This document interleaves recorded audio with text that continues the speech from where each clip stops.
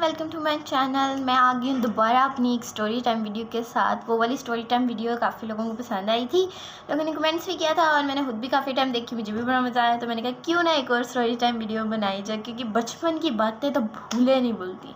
अच्छा, तो इस स्टोरी टाइम वीडियो से पहले मैं आप लोगों को एक बंदे के बारे में बताना चाहती हूँ जिससे बचपन से मुझे बहुत नफ़रत है जो मेरा बचपन में है ख़ास तौर पे मेरा दुश्मन था।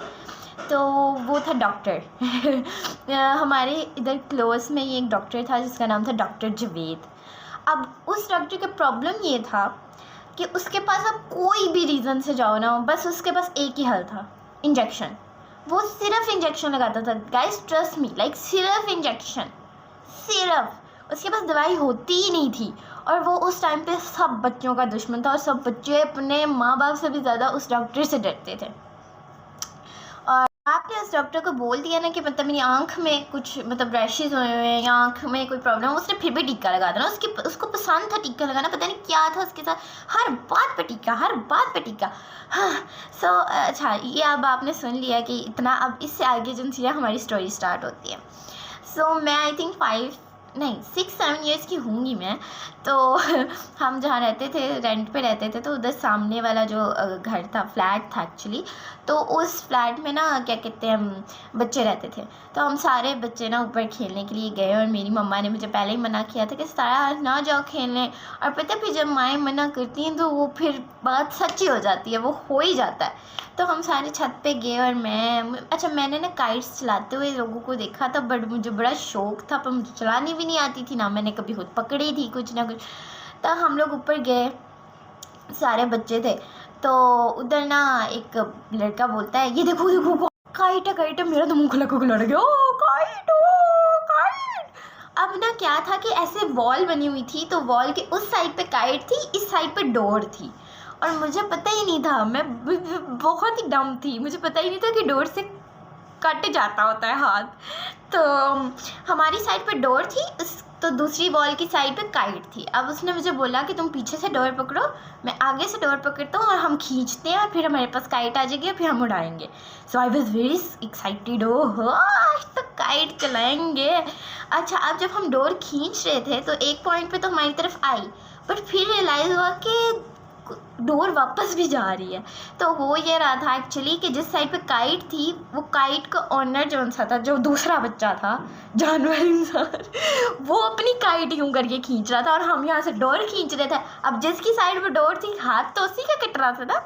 तो हुआ क्या कि जो बीच वाला बच्चा था वो ज़्यादा सियाना था, उसको पता था कि डोर से हाथ कट जाता होता। तो उसने, वो मेरे से आगे था, मैंने पीछे से पकड़ी हुई थी, उसने डोर छोड़ दी। जब उसने डोर छोड़ी तो ऑब्वियसली वो उस जो दूसरा खींचा मेरी उंगली कट गई। अब यूं करके उंगली कटी है और मैं तो मतलब सोच रही हूँ कि ये हुआ क्या है, मुझे पता ही नहीं था डोर से वो हाथ भी कट जाता होता है। तो मैं ऐसे करके बैठी हूँ कि यार ये हो क्या रहा है, खून निकला, इतना खून, और मैं पूरी छत पर उंगली लेके ऐसे भाग रही हूँ, पूरे छत पे उंगली लेके भाग रही हूँ, हर जगह खून ही खून। अब उस बच्चे को मैंने बोला कि नीचे जाओ, मेरी मम्मा को बताना मत, और जाके ना टिश्यू ले आओ। मैं उस टाइम पता नहीं कौन सी डॉक्टर थी, MBBS करके बैठी हुई थी, मैंने कहा टिश्यू ऐसे रखूँगी खून रुक जाएगा, वाह वाह वाह वाह। अब जो से उस बच्चे को मैंने ये बोला, अब मैं ना उसके पीछे सीढ़ियों में भी जा रही हूँ, उधर भी खून ही खून हो रहा है और ऐसे झांक के देख रही हूँ। अब उस बच्चे ने क्या कारनामा किया कि जिसको मैंने बोला कि आराम से जा, उसने नीचे जाके शोर मचा दिया। सारा का हाथ कट गया, उंगली भी नहीं, सारा का हाथ कट गया, खून निकल रहा।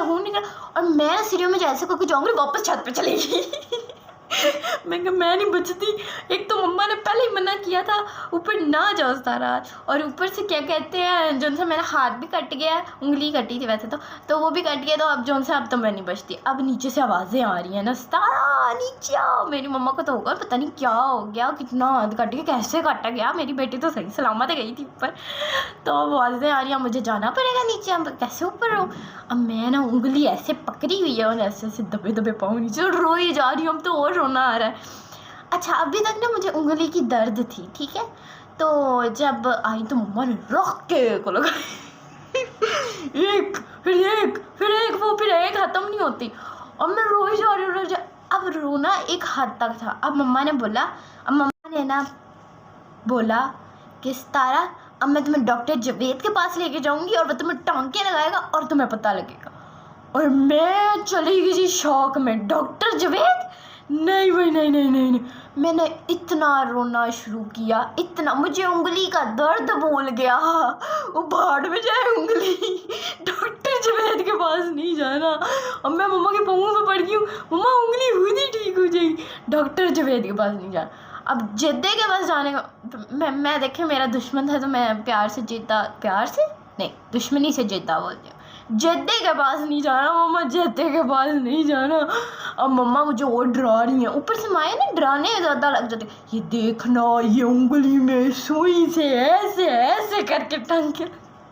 ऊपर से डॉक्टर जावेद का नाम सुन के मुझे उंगली भूल गई, कट भूल गया, खून भूल गया, सारा कुछ। मुझे सिर्फ मेरा दिमाग पागल हो गया कि भाई डॉक्टर जावेद के पास। मामा मुझे लेके ना निकल गई बाहर और हम पैदल जा रहे थे क्योंकि घर से ज़्यादा दूर नहीं था।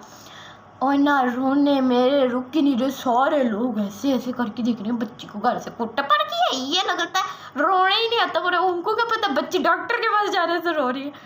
अब जब हम दरवाजे तक, उसके तौबा, उस डॉक्टर के दरवाजे पे ही इतना खौफ तारी हो जाता था कि बंदा मतलब कि कानों से धुएं निकलते थे। ब्राउन कलर का दरवाज़ा था और मैं बाहर जाकर रुक गई हूँ और मैं वही जा रही हूँ, अंदर नहीं जानी। वो मुझे अंदर ले गई डॉक्टर के पास। और अब हुआ ये था, अल्लाह का शुक्र है कि मैंने उंगली ना यूँ करके कंटिन्यूसली पकड़ी हुई थी।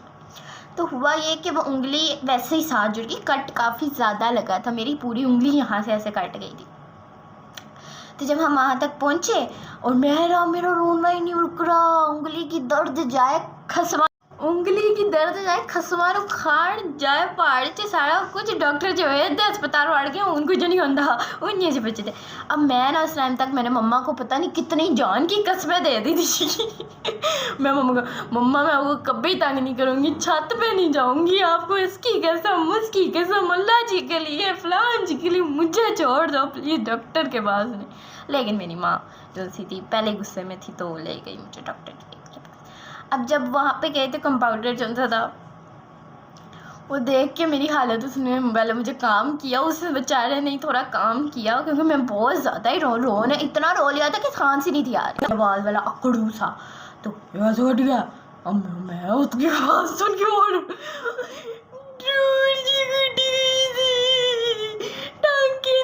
अच्छा, अब मेरे मुँह से कुछ भी नहीं निकल रहा, मेरा सिर्फ बोली जा रही हूँ टांके नहीं लगाने, टांके नहीं लगाना, टांके नहीं लगाना, टांके नहीं लगाना, टांके नहीं लगाना, टांके कुछ भी पूछे टांके नहीं लगाने, टांके नहीं लगाना, टांके नहीं लगाना।